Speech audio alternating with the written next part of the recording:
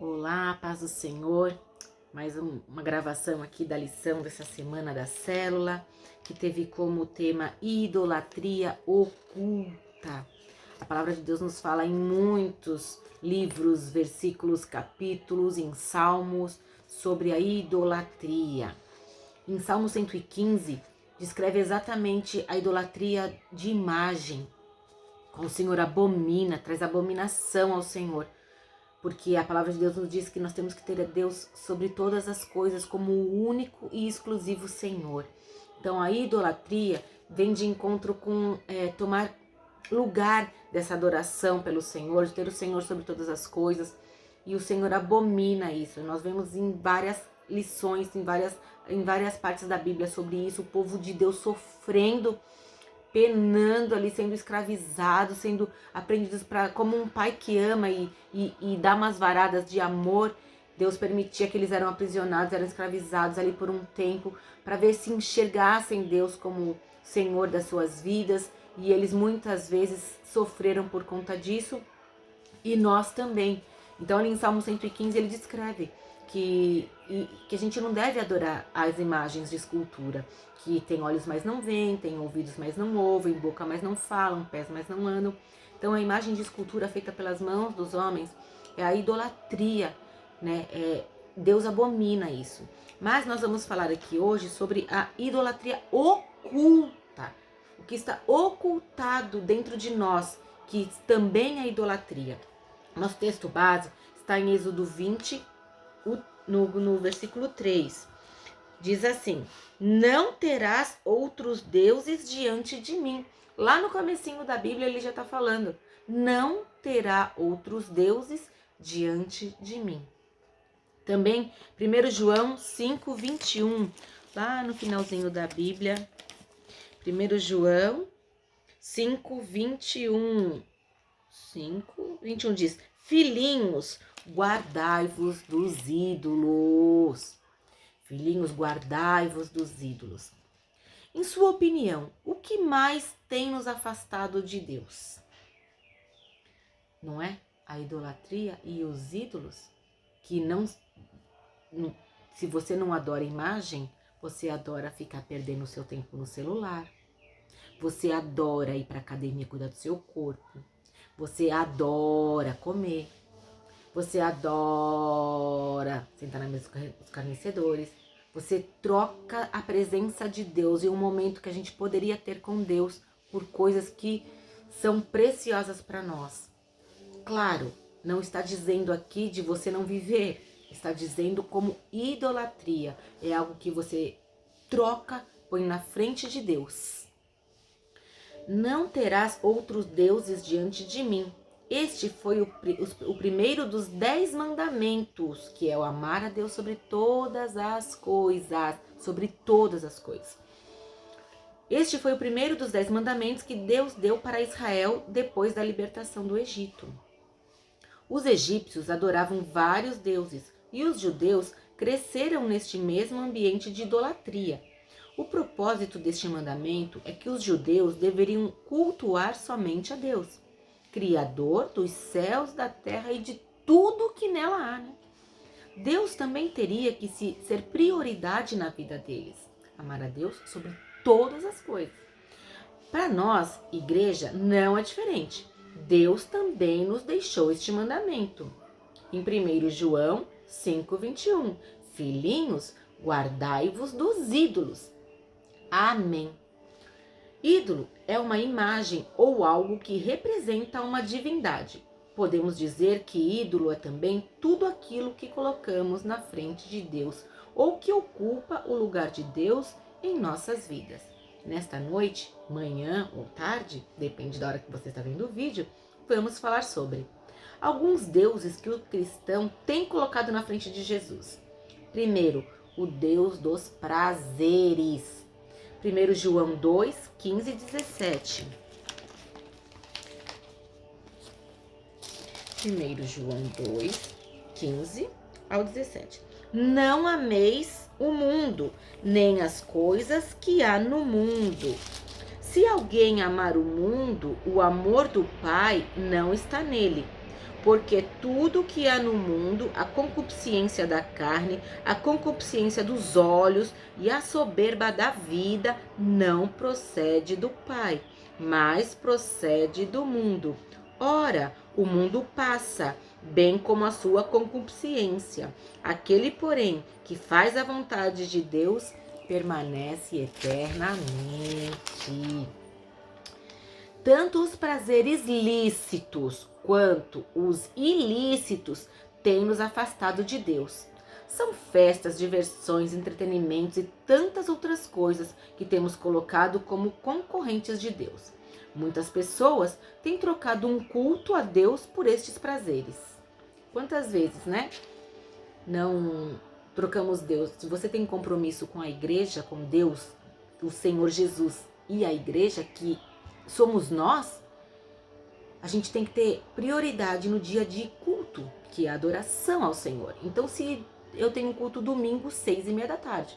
Se eu tenho um convite no domingo, eu tenho que estar alerta para esse propósito.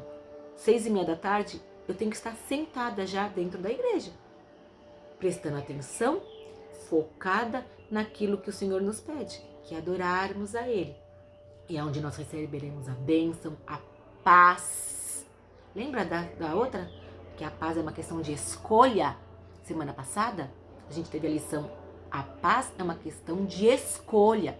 Então, se você escolhe, ao invés de ouvir a palavra de Deus, de louvar e adorar a Ele, ir para a esbórnia, a tua escolha é qual? De ter paz? Não, né? Porque a festa vai passar. Você vai ter aquela alegria lá, né? Mas paz você não vai ter lá. Muito pelo contrário, né? Barulho, falação, música alta, não tem paz. E depois que você sai de lá? E quando você dorme? E quando você acordar?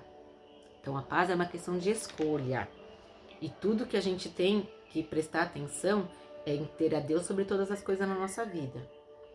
Em 2 Timóteo 3,4, diz que nos últimos dias os homens seriam mais amigos dos prazeres do que inimigo de Deus. Quanto tempo mesmo faz que a Bíblia foi escrita? Olha só. Nos últimos dias, presta atenção naquilo que a gente tem vivido. Os homens serão mais amigos dos prazeres do que amigos de Deus. Em sua opinião, por que os prazeres carnais e mundanos têm nos afastado de Deus? Nós falamos muito lá na célula, né? O quanto o celular, que é uma bênção, tem nos afastado de Deus. Os prazeres da carne são momentâneos, mas são muito prazerosos. E quem está por trás disso, dos prazeres da carne? Nós já lemos aqui sobre os prazeres da carne, né? Na lição. E quanto isso nos leva a errar, a pecar, a tropeçar, a perder os prazeres da carne. Mas eles são atrativos. Quantos convites você recebe, vamos dizer assim, ó, por mês, para você ir numa festa, para você ir numa balada, para você sentar para beber, para você comer demais? E quantos você recebe para se assentar e adorar a Deus com alguém? Para ir louvar a Deus com alguém? Quantos convites você recebe? Quantos tiros você recebe de Satanás e quantos você recebe de Deus? Você aceita qual mais rápido? De Deus a gente sempre fala assim, ai, uma hora eu vou, não tô no momento, agora não é o meu momento. Agora não é uma hora eu vou. Mas chama para um churrasco, para uma festança, para uma festa junina, né? Ai, adoro uma quermesse. Chama para você ver, não precisa pensar, às vezes até você já tem um compromisso, você desfaz esse compromisso para ir porque é mais prazeroso, né? Então a carne, o mundo, todo dia o pecado vem e me chama, todo dia vem a tentação e me chama. Mas se eu te chamar para vir na célula de quinta-feira que vem, como que vai ser o seu pensamento? Caso você não tenha um compromisso e um comprometimento com Deus. Você virá? Você sairá de longe para vir? Você sairá de perto para vir? Ou você vai falar, uma hora eu vou, tô tão cansada, meu Deus. Segundo, o Deus do trabalho, Provérbios 13:11. Vamos lá. Provérbios 13:11. Diz assim: os bens que facilmente se ganham, esses diminuem, mas o que ajunta à força do trabalho terá aumento. Há muitas pessoas que também têm colocado o trabalho na frente de Deus. Eu conheço gente assim, você conhece? O trabalho é fundamental e indispensável para o homem, mas não pode ser mais importante do que Deus, do que a igreja. Há pessoas que trabalham excessivamente, dando apenas o resto do tempo e o vigor para Deus e para a família. Em sua opinião, por que o trabalho tem escravizado tanta gente? Porque as pessoas querem trabalhar e trabalhar e trabalhar, só pensam nisso, acordam trabalhando, dormem trabalhando, pensando nisso. Eu conheço uma pessoa assim. Por quê? Ganância, a gente falou muito sobre ganância, sobre status, aparência, né? Então quanto mais a gente quer, mais a gente tem, mais a gente quer. Pessoas que só pensam em ter mais para mostrar para os outros, e trabalha tanto, não consegue usufruir do que trabalha. Isso adoece, isso traz um estresse dentro da casa, estresse dentro da família. E do que vai valer tudo isso? Do que vai valer? Do que vai valer? Tá cansado para ir para a igreja, porque trabalha tanto, mas no dia seguinte levanta cedo para ir trabalhar. Tá cansado para ir para a célula, mas no outro dia acorda cedo para ir trabalhar. Temos que trabalhar, temos que ter compromisso e comprometimento com o nosso trabalho. Mas tem gente que só pensa em trabalho, só fala em trabalho, tem 2, 3, 4 trabalhos, mais do que precisa, né? Mais do que precisa. E coloca isso na frente de Deus. Na frente de Deus. Eu não sei se você conhece alguém assim, mas eu conheço. Eu conheço. Terceiro, o Deus da vaidade. Esse tá no auge, né? Esse tá abalando aí nesse momento aí de Instagram e essas redes sociais todas. Deus da vaidade, do dinheiro e dos bens. Olha lá, que vem de encontro ligado com o do trabalho, né? Jó 15, 31. Jó 15, desculpa, 31 diz: não confie, pois, na vaidade, enganando-se a si mesmo, porque a vaidade será a sua recompensa. Eita. Mateus 6, 24. Mateus 6, 24. Ninguém pode servir a 2 senhores, porque ou há de aborrecer-se de um e amar o outro, ou se devotará a um e desprezará o outro. Não podeis servir a Deus e à riqueza. Mateus 19, 21. Mateus 19, 21. Do 19 ao 21. Cadê? Mateus. Ai, meu Deus, perdi que era. Mateus 6, é o mesmo Mateus 6. Mateus 6, do 19 ao 21. Sim, aqui. Não acumuleis para vós outros tesouros sobre a terra, onde a traça e a ferrugem corroem, e onde ladrões escavam e roubam, mas ajuntai para vós outros tesouros no céu, onde nem traça, nem ferrugem corrói, e onde os ladrões não escavam nem roubam, porque onde está o teu coração, porque aonde está o teu tesouro, ali também está o teu coração. Aonde está o teu tesouro, ali também está o teu coração, né? A gente não fica, quer guardar. A gente às vezes esconde as coisas com medo dos outros acharem. Você não para de pensar naquilo. Aonde está o teu tesouro, ali está o teu coração. Vivemos em dias que as pessoas estão idolatrando o próprio corpo. Sabe que eu tô fazendo estágio numa clínica de estética. E eu tenho visto coisas que eu nunca imaginei ali. O que as pessoas dão valor à vaidade, na aparência física do rosto, do corpo. Temos também a vaidade por posição, reconhecimento pessoal. quer fazer alguma coisa e quer que alguém te valorize, quer que alguém fale de você, né? Não é que nem a palavra de Deus fala que o que uma mão faz, a outra não precisa saber, né? A gente faz tudo ao contrário do que Deus manda, né, gente? Tudo ao contrário. Bens materiais e dinheiro. Mas a internet, por isso que eu falei agora há pouco que o celular, a internet é bênção, mas é uma maldição. Pessoas que morrem porque vêm na internet as coisas e querem para si. Aí vão tentar fazer. E aí morrem, perdem suas vidas. Ou adoecem por não conseguir. E 90% das coisas que a gente vê na internet hoje é fake. Hoje eu tô aqui, esse aqui eu não consigo colocar filtro. Mas eu sempre coloco um filtro para gravar um vídeo. Não aparece minhas ruguinhas, né? Aqui, não aparece. Aparece. E é isso que tem acontecido a cada dia. E isso vai gerando vaidade. Porque você quer ser aquilo que você mostra ali. Você quer ter a pele esticada como tá ali. Você quer parecer que tem tudo como você mostra ali. E isso tem adoecido e matado as pessoas. Uns estão escravizados nas dívidas por causa da vaidade pessoal, né? Porque tudo é caro, tudo é caro. E para você conquistar, você se mete na dívida. E aí vira uma bola de neve. Porque para você começa uma coisa, você tem que terminar. Você quer terminar e cada dia mais vai virando aquilo. Se metem em dívidas por causa da vaidade. Outros escravizados na avareza por causa do amor ao dinheiro e bens. A palavra de Deus manda a gente dividir as coisas, mas a gente tá lá, grudado naquilo que é nosso. Grudado, como se fosse quando a gente morrer for enterrado junto com a gente. Não, é ficar aí, ó, pros outros e ainda brigarem por aquilo que você deixou. Em sua opinião, qual o segredo para não nos tornarmos pessoas vaidosas e materialistas?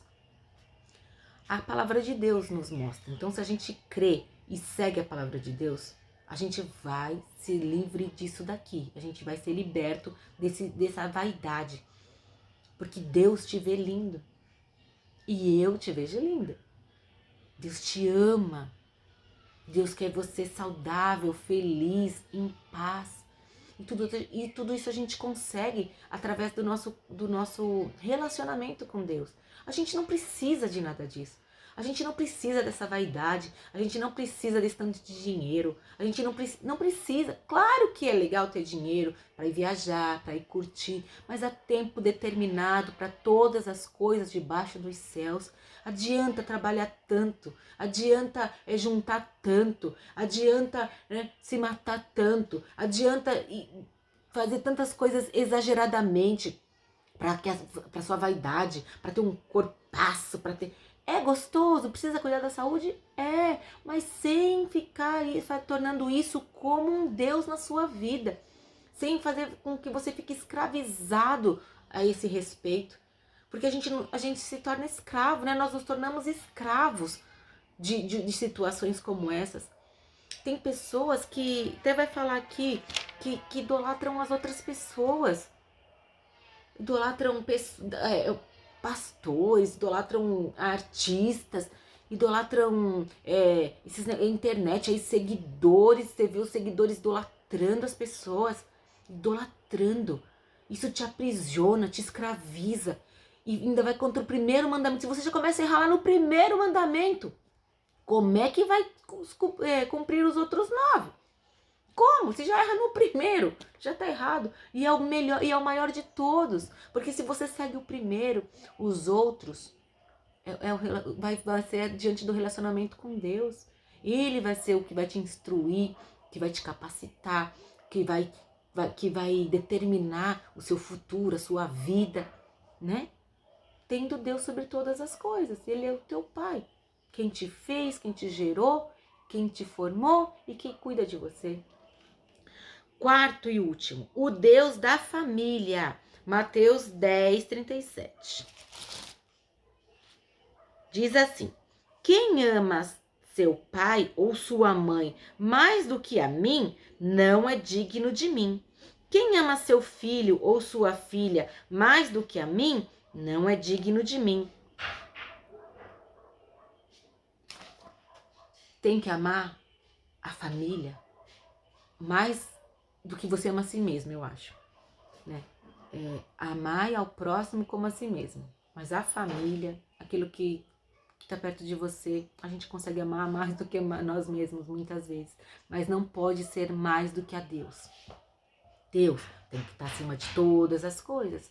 É o primeiro mandamento. O segundo é amar o próximo como a ti mesmo. Então Deus sempre tem que estar primeiro. Sempre tem que estar primeiro. Sempre tem que estar primeiro.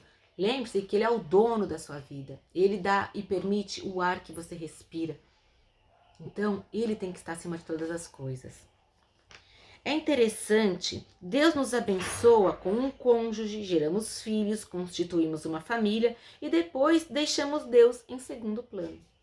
A família é a maior dádiva que Deus nos deixou nesta terra, mas não podemos colocar esposo, esposa, filhos, filhas na frente de Deus. Eles estão no segundo mandamento. Em sua opinião, como desfrutar da família sem deixar em segundo plano Deus? Seria incrível se toda a nossa família servisse a Deus com a gente, porque aí eles sempre estariam junto com a gente no primeiro mandamento. Mas nem sempre é assim.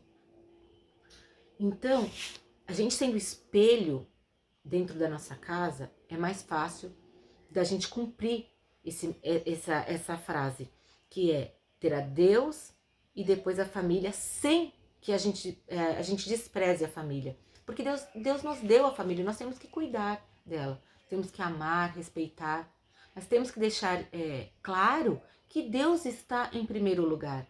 É a Ele que nós amamos, Ele é o Senhor da nossa vida. Então, nós temos que deixar claro isso para a nossa família, caso ela não seja a sua companhia nesse momento de adoração, de louvor, de estar na igreja. As pessoas da sua casa têm que entender isso. É difícil, às vezes você é enfrentado, confrontado. Tá deixando a família? Por algumas vezes eu falei sim, estou. Mas hoje eles entendem, eles já sabem. É a hora de eu ir pro culto, é o dia de eu ir no culto. Tchau, estou indo, daqui a pouco eu volto para cuidar de vocês.